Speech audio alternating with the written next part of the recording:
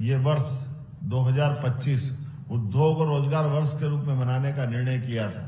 बीते समय फरवरी में माननीय प्रधानमंत्री ने इस हमारे अपने ग्लोबल इन्वेस्टर समिट का शुभारंभ किया, माननीय गृह मंत्री जी ने समापन किया था। और केवल इतना ही बताना चाहूंगा कि अभी तक 6 लाख करोड़ के हमारे काम तो प्रारंभ हो ही गए। 25 तारीख को स्वर्गीय भारत रत्न अटल बिहारी वाजपेयी जी की जन्म शताब्दी का समापन है। इस अवसर पर माननीय गृह मंत्री जी की मौजूदगी में 2.5 लाख करोड़ के भूमि पूजन लोकार्पण एक ही दिन में ग्वालियर में हम करके एक तरह से हमारे इस उद्योग वर्ष को सार्थक वर्ष के रूप में मनाने का निर्णय कर रहे हैं। ऐसे कई सारे काम हमारे अपने राज्य के अंदर जब विकास की बात कर रहे हैं तो इसमें एक साथ कई प्रकार की चीज चल रही है। जैसे 2 मेट्रोपॉलिटन सिटी अभी हमने अपने सरकार बनने के बाद जिनके प्लान डिक्लेयर किए, एक्ट बनाया, Indore Ujjain metropolitan city, Bhopal metropolitan city, अगले चरण में ग्वालियर और जबलपुर पे हम जाने वाले हैं। और कल ही मेट्रो ट्रेन का उद्घाटन माननीय मनोहर लाल खट्टर जी करने वाले हैं, जिसके आधार पर हमारी राजधानी के आधार पर देश के उन राज्यों में से अब मध्य प्रदेश होगा जिनकी राजधानी में भी मेट्रो चल रही है और आर्थिक राजधानी इंदौर में भी मेट्रो चल रही है। ये हमारी लगातार बढ़ने वाली गति के दृष्टि से बताना चाहूंगा। 9 एयरपोर्ट आज हमारे पास बनकर तैयार हुए जो 24 घंटे हमारे लिए जनता की सेवाओं के लिए अपनी सुविधा दे रहे हैं। इसी प्रकार से कई और कारणों से भी मध्य प्रदेश लगातार आगे बढ़ रहा है। आईटी के सेक्टर में भी प्रदेश 2,500 से अधिक आईटी कंपनियां हमारे यहाँ काम कर रही है। टीसीएस, इन्फोसिस, कॉग्निजेंट, इनके साथ साथ हमने अपने कैंपस जो इंजीनियरिंग कॉलेज कैंपस थे इनके अंदर भी आईटी पार्क के साथ जोड़ करके लोगों को रोजगार वहीं मिले। इसलिए इंदौर, भोपाल, जबलपुर, ग्वालियर इसमें आईटी पार्क विकसित कर रहे हैं। साइंस सिटी हम बना रहे हैं, डीप टेक रिसर्च पार्क बना रहे हैं, ग्लोबल कैपेबिलिटी सेंटर, पॉलिसी और ऐसी कई प्रकार के विज्ञान के क्षेत्र में आगे बढ़ने के लिए, यहाँ तक कि जल्दी ही प्रदेश में स्पेस टेक पॉलिसी भी है, हम लॉन्च करने वाले हैं। MP startup policy and implementation के आधार पर जो स्कीमें लगा रहा है, मैं मान के चलता हूं कि अपने राज्य के अंदर जो टूरिज्म से लगा करके हेल्थ सेक्टर और फिल्मों के लिए भी, खासकर मध्य प्रदेश के अंदर तो अब फिल्म बनाने वालों का और एक सबसे पसंदीदा स्थान मध्य प्रदेश बना है, जिसमें हम फिल्म प्रमोशन के लिए भी काम कर रहे हैं। 2 बार हमको मोस्ट फिल्म फ्रेंडली स्टेट पुरस्कार राष्ट्रीय स्तर पर मिला है। होम बाउंड, लायन, स्त्री, पैडमैन, महारानी, ओमेगा 2, सेल्फी, पोनियन सेल्वन ऐसी कई सारी फिल्में मध्य प्रदेश में बनी है। इसी के साथ साथ हमने पर्यटन के क्षेत्र में भी नया रिकॉर्ड बना है। 13.5 करोड़ से ज्यादा पर्यटक अकेले 2024 में आए और उसमें धार्मिक पर्यटन को लेकर के उज्जैन में 7 करोड़ धार्मिक पर्यटन के क्षेत्र से आने वाले लोगों के माध्यम से देश में सर्वाधिक पर्यटक आने के लिए एकमात्र शहर मध्य प्रदेश हमारे लिए मिला है। स्वच्छता के मामले में भी हमारे प्रदेश ने अपनी एक पहचान बनाई है। जब सबसे स्वच्छ शहर इंदौर है और इंदौर के साथ जबलपुर, उज्जैन 10 लाख से कम की आबादी में, और जबलपुर हमारा 5वें नंबर का शहर बना है। भोपाल 2 नंबर का शहर बना है। नेचुरोपैथी, वेलनेस ऐसे कई प्रकार के, खासकर hospitality industry, culture and spiritual tourism, rural eco tourism, event management ऐसे कई क्षेत्रों में भविष्य की बड़ी संभावना है, जिसमें हम रोजगार भी देख रहे हैं और राज्य की प्रगति भी देख रहे हैं। मध्य प्रदेश भारत का फूड बास्केट है। गेहूं, सोयाबीन, तिलहन, मक्का, मिलेट्स का उत्पादन, ये वैश्विक खाद्य उद्योग का मध्य प्रदेश केंद्र रहा है। फार्मास्यूटिकल्स, मेडिकल डिवाइसेस, स्वास्थ्य सेवा पावर हाउस ऐसे कई क्षेत्रों में खासकर 300 से अधिक फार्मा एपीआई निर्माता जो 160 से अधिक देशों में उत्पाद निर्यात करते हैं। फार्मास्यूटिकल्स राज्य के कुल निर्यात का 20% हिस्सा है, जो इस सेक्टर की ताकत बताता है। भारत सरकार के साथ मिलकर विक्रम उद्योगपुरी उज्जैन में मेडिकल डिवाइस पार्क की स्थापना की जा चुकी है, जिसके फेज 1 में सारी इंडस्ट्रियां लगी है। फेज 2 हमने प्रारंभ किया है। पेट्रोकेमिकल्स, मध्य प्रदेश के प्राकृतिक संसाधन जैसे विशाल कोयला भंडार, कोलबिड मैथेन रिजर्व पेट्रोकेमिकल उद्योग को मजबूत आधार देते हैं। मध्य प्रदेश में पेट्रोकेमिकल्स उद्योग मजबूत और तेज गति से विकसित हो रहा है। ग्वालियर के बिलोआ, भोपाल क्षेत्र में तामोट, प्लास्टिक पार्क और कई प्रकार की अलग प्रकार से इंडस्ट्रियों को प्रोत्साहन हम दे रहे हैं। माननीय प्रधानमंत्री जी के नेतृत्व में बीना में 49,000 करोड़ की लागत से पेट्रोकेमिकल इंडस्ट्री की स्थापना की जा चुकी है। टेक्सटाइल और वस्त्र उद्योग, जैसे मैंने प्रारंभ में कहा है, मध्य प्रदेश का हैंडलूम और टेक्सटाइल क्षेत्र हमारी पुख्ता पहचान है। चंदेरी महेश्वरी की साड़ियों के लिए साथ साथ धरोहर, बाग, नंदना प्रिंट, ऐसी कई प्रकार की शैलियां जिसमें हमारा यह होम मेड निर्माण बहुत तेज गति से आगे बढ़ रहा है। उज्जैन का बटिक प्रिंट हो, ग्वालियर की कालीन हो, जिनकी बुनाई अपने आप में हमारी गुणवत्ता के साथ देश भर में एक विशेष पहचान रखती है। राज्य का जैविक कपास, जिसमें हम अग्रणी हैं, इसके आधार पर 60 textile mills, 40,000 power loom, 12,000 handloom आज कार्यशील है। मध्य प्रदेश का कपड़ा उद्योग में एक विशेष नाम है और इंदौर, भोपाल, जबलपुर, ग्वालियर के रेडीमेड गारमेंट्स क्लस्टर, ये ब्रांडों के आधार पर देश भर में हमारी देश और दुनिया में पहचान बना रहे हैं। मध्य प्रदेश देश का ऑटोमोबाइल हब बनने की भी क्षमता रखता है। पीथमपुर, जिसे भारत का डेट्रॉइट कहा जाता है, एशिया के सबसे बड़े ऑटोमोटिव टेस्ट ट्रैक का घर है।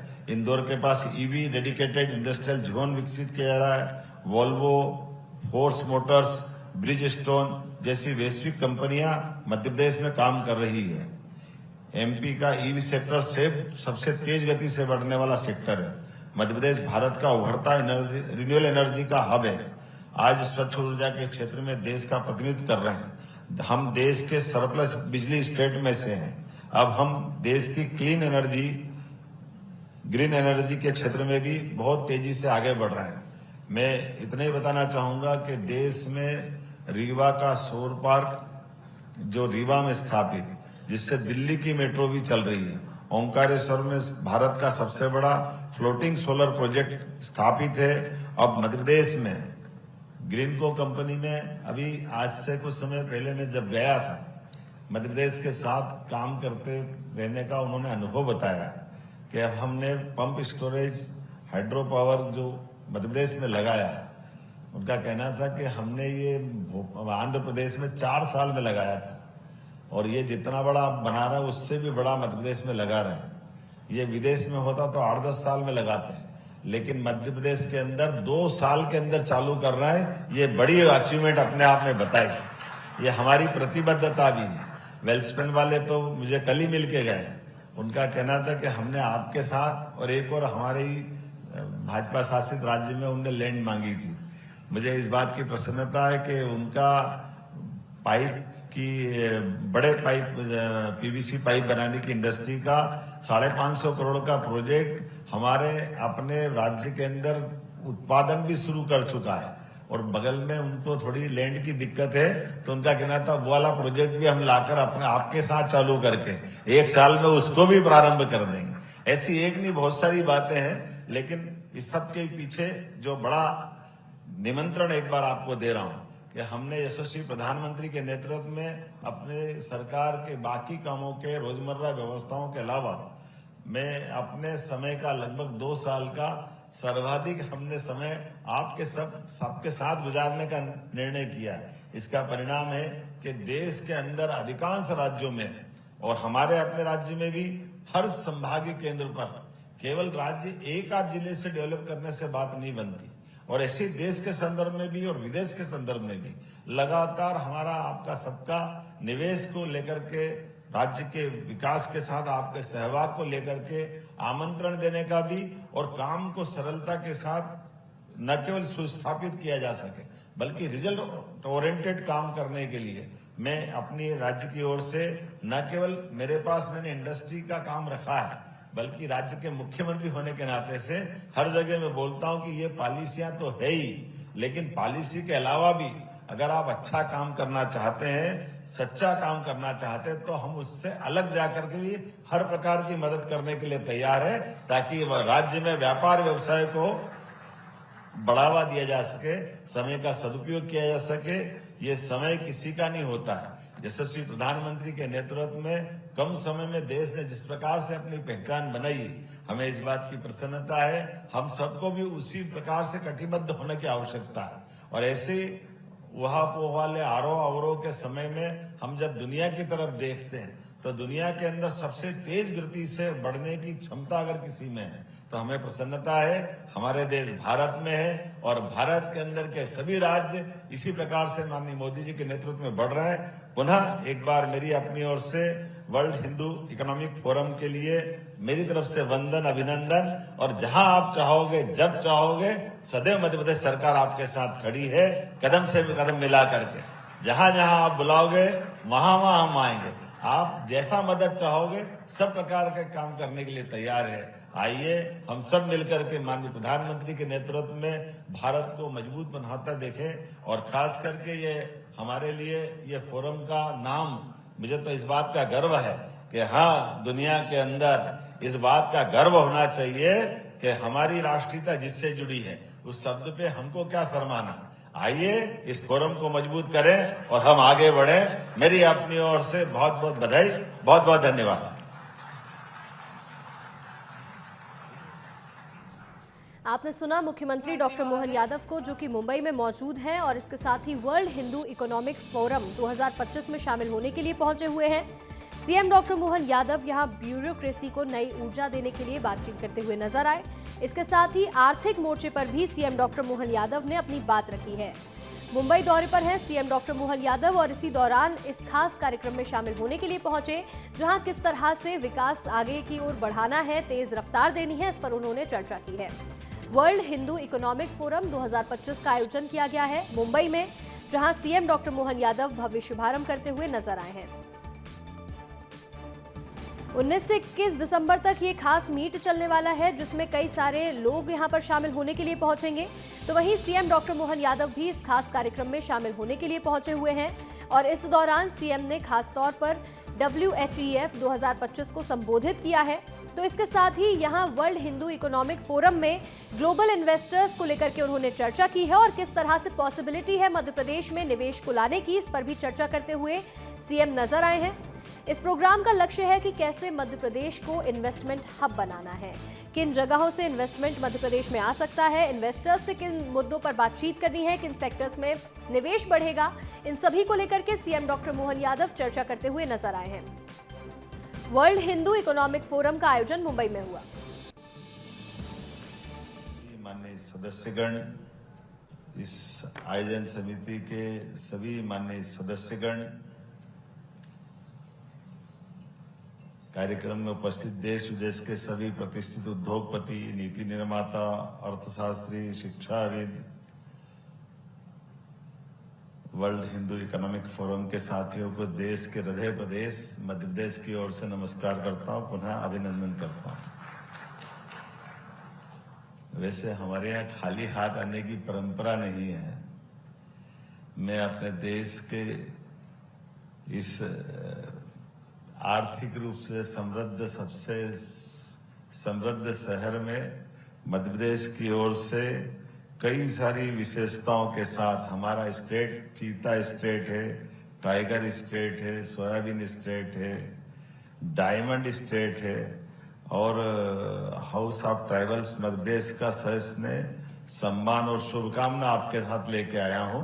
आप सबको आमंत्रण भी दे रहा हूं। ऐसे कई कारणों से परमात्मा की विशेष कृपा जिस राज्य के ऊपर है, मैं ये गारंटी से कह सकता हूं कि बीते यशस्वी प्रधानमंत्री के आशीर्वाद से बनी हमारी सरकार के लगभग 2 वर्ष में सर्वाधिक तेज गति से इन्वेस्टमेंट करते हुए भारत सरकार की आर्थिक दृष्टि से विकास दर जो औद्योगिक है उससे भी तेज गति से अगर किसी राज्य की है तो आज मध्य प्रदेश की है। मुझे इस बात का गर्व है। लगातार आप सबके भरोसे से हम सब मिलकर के माननीय प्रधानमंत्री जी के नेतृत्व में जब भारत तीसरी आर्थिक ताकत की तरफ बढ़ रहा है तो मध्य प्रदेश भी उसमें अपनी भूमिका अदा कर रहा है। इस बात के लिए मैं आश्वस्त भी करता हूं और बताना भी चाहूंगा। भारत के आर्थिक भविष्य पर मंथन यह एक सशक्त मंच, शुरू में अटपटा भले लगता होगा, लेकिन धीरे धीरे करके 2010 के बाद जिस प्रकार से अपने इस फोरम ने अपनी एक पहचान बनाई है और आज के इस दौर में तो इसका महत्व और बढ़ जाता है। जब हम अपनी जिस बात को लेकर भारत की दुनिया में अपनी एक पहचान है, ऐसे में हम सब जानते हैं, हमारे यहाँ तो कहा गया है कि भूखे भजन न होए गोपाला, संभालो अपनी कंठी माला। हम अपनी व्यवस्थाओं के लिए, अपने स्वावलंबन के लिए और संसाधनों के दोहन के लिए लोग होंगे, और जो ताकतवर तो बनना चाहते हैं, संपन्न भी बनना चाहते हैं, लेकिन उनका मार्ग अलग है। हमारा मार्ग शोषण का नहीं, दोहन का मार्ग है। ऐसे में हम अपने परमात्मा के दिए हुए सभी मूल नैसर्गिक स्रोतों के साथ न केवल प्रदेश को आर्थिक रूप से सुसंपन्न बनाने के लिए जा रहे हैं, लेकिन उसी के साथ साथ सभी प्रकार से भविष्य की चुनौतियों के साथ मध्य प्रदेश देश के साथ कदम से कदम मिला के चलने के लिए तत्पर है। आज भारत में विश्व की जिस प्रकार से शीर्ष अर्थव्यवस्थाओं में तेज गति है, जीडीपी में निरंतर वृद्धि हो रही है, स्टार्टअप इकोसिस्टम से लेकर manufacturing, infrastructure, digital economy, green energy, space, semiconductor, सभी क्षेत्रों में अभूतपूर्व प्रगति हो रही है। Make in India, startup India, digital India और आत्मनिर्भर भारत जैसे अभियानों ने भारत को केवल उपभोक्ता नहीं बल्कि निर्माता और नव प्रवर्तक के रूप में स्थापित किया है। Heartbeat of India, growth of Madhya Pradesh ऐसे सब्जेक्ट के आधार पर जब मुझसे बोलने के लिए कहा गया, तो निश्चित रूप से निवेश से और रोजगार से लेकर कृषि और पर्यटन तक हर क्षेत्र में मध्य प्रदेश ने अपनी एक अलग पहचान बनाई है। एविएशन पॉलिसी हमारी सबसे अच्छी देश में है।